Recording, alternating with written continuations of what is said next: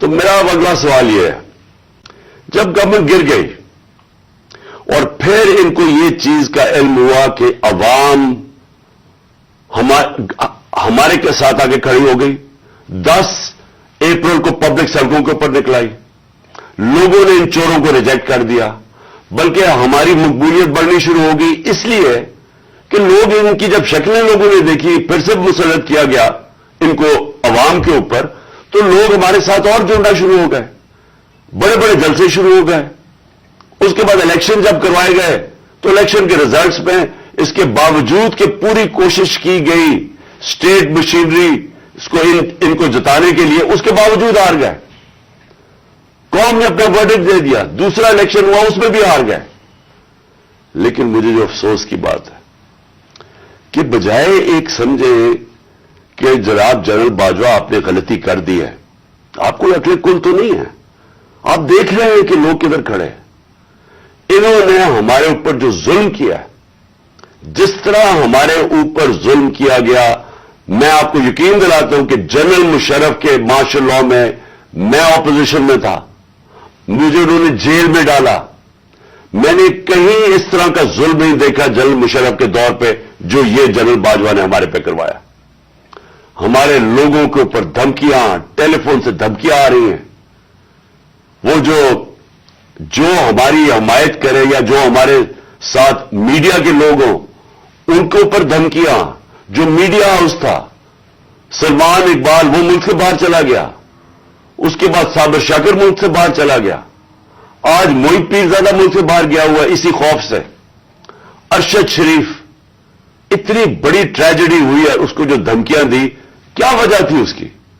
وہ ایک دیانتدار آدمی وہ بتا رہا تھا کہ اس ملک کے ساتھ کیا ظلم ہوا ہے، کہ اچھی بلی گورنمنٹ آپ نے گرا کے چوروں کو بٹھا دیا، تو بجائے یہ کہ کریکٹ کرنا ہمارے اوپر ظلم شروع ہو گیا۔ اور ظلم کی انتہا یہ تھی کہ سوشل میڈیا کے لوگوں کو اٹھا اٹھا کے لے جاتے تھے، ان کو مار پھینٹا لگا کے تو اگلے دوسرے دن گھر واپس بھیجتے تھے، دھمکیاں دیتے تھے کہ آگے سے کیا تو یہ ہوگا۔ جو اعظم سواتی سے کیا، جو اس سے پہلے جو شہباز گل سے کیا، کون سی اس نے اتنی بڑی بات کی تھی کہ اس کو ننگا کر کے مارا، اور وہ ابھی تک اس کے اثرات ہیں جو انہوں نے اس کو تشدد کیا اس کے اوپر۔ اور اعظم سواتی نے کیا بات کی تھی؟ اعظم سواتی نے یہ ٹویٹ کی کہ جنرل باجوہ آپ نے NRO 2 دیا ہے، اس کے اوپر جو اس بیچارے سے کیا گیا، کون سی جمہوریت میں یہ ہوتا ہے؟ اور وہ بات کہ جو سچ ہے، NRO 2 جنرل باجوہ نے دیا ہے، ساری قوم کو پتا ہے، مجھے پتا ہے کہ میں جب کہتا رہا، جب میں گورنمنٹ میں تھا، میں جنرل باجوہ کو کہتا رہا کہ یہ 30 سال سے چوری کر رہے ہیں، ان کے اوپر کرپشن کیسز ہیں، نیب آپ کے نیچے ہے، آپ نیب کنٹرول کرتے ہیں، میرے نیچے ہی نہیں ہے، کیوں نہیں ان کے کیسز آگے بڑھاتے؟ پہلے تو ہمیں سارا وقت یہ بتاتے رہے کہ فکر نہ کریں سر، ہو رہا ہے سب کچھ، سر ابھی کچھ ہو رہا ہے، پہلے تو ہمیں یہ بتاتے رہے۔ آہستہ آہستہ ہمیں پتا چلا کہ ان کی تو کوئی نیت ہی نہیں ہے کرپشن کی۔ مجھے پھر کہنا شروع ہو گئے کہ جی آپ ملک کی اقتصادیات کو ٹھیک کریں، اکانومی کو ٹھیک کریں، بھول جائیں اس کو، یہ اکاؤنٹیبلٹی کو۔ کبھی کوئی مہذب معاشرہ یہ اجازت دیتا ہے کہ بڑے بڑے لوگ جو اربوں روپے کی چوری کریں، آپ کہ ان کو بھول جائیں، ان کو NRO دے دیں، اور آپ چھوٹے چھوٹے چوروں کو پکڑنا شروع کریں اور سمجھیں کہ آپ کا ملک ترقی کر سکتا ہے؟ کیا چین پاگل ہے جنہوں نے 450 وزیروں کو جیلوں میں ڈالا ہے پچھلے چند سالوں میں؟ کیا جو پریزیڈنٹ شی جن پنگ ہے اس کو اسٹیٹسمین مانا جاتا ہے، اس نے وہ کام کر دیا جو دنیا میں کسی نے کیا ہی نہیں ہے؟ 70 کروڑ لوگوں کو اس نے غربت سے نکالا ہے چائنا میں پچھلے 30 سالوں میں۔ وہ اس کو کیا ضرورت پڑی ہے کہ جو کرپٹ منسٹر ان کو پکڑے، ان کا احتساب کرے؟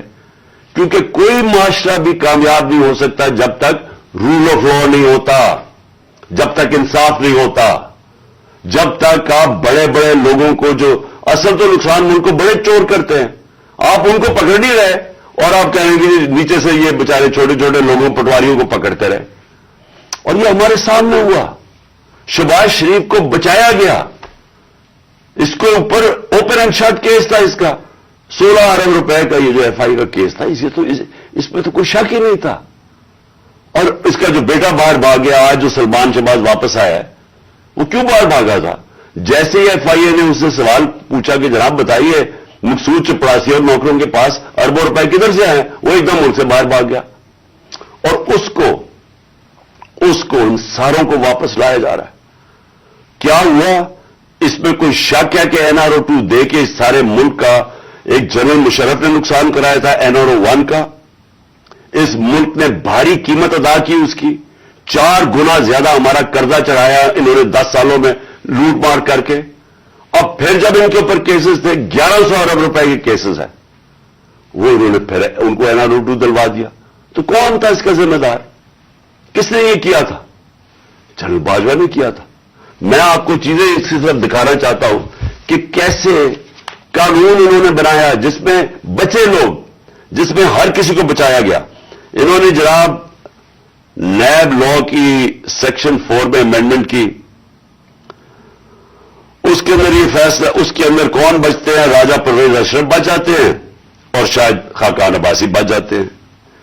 پھر انہوں نے ایک اور کیا، بے نامی دار کی ڈیفینیشن سیکشن 5E، اس میں مریم نواز پاک ہو کے نکلائی ساری چوری سے. پھر انہوں نے سیکشن 9 جس کے اندر شہباز شریف بچ جاتے ہیں، اور جس کے اندر کہ اگر آپ کسی اور کے نام پہ، یعنی اگر آپ میں پرائم منسٹر ہوں، میں اپنے خاندان کے نام پہ چیزیں لوں تو اس کا مطلب کہ آپ جواب دہی نہیں ہیں. تو جو TT کے سارے کیسز تھے شہباز شریف کے، وہ اس سے پاک ہو گیا. پھر سیکشن 14 کہ آپ کو بتانا پڑتا ہے کہ اگر میرے پاس کوئی باہر ایسٹس ہو، یعنی لندن میں میری جگہ ہو یا کوئی باہر ہو امریکہ میں ہو، تو اگر یہ پتہ ثابت ہو جائے کہ یہ میری جگہ ہے تو مجھے بتانا پڑتا ہے کہ یہ میں کدھر سے پیسہ آیا اس کو خریدنے کے لیے. وہ انہوں نے صاف کر دیا. اب نیب بتائے گی کہ ان کے پاس پیسہ کدھر سے آیا.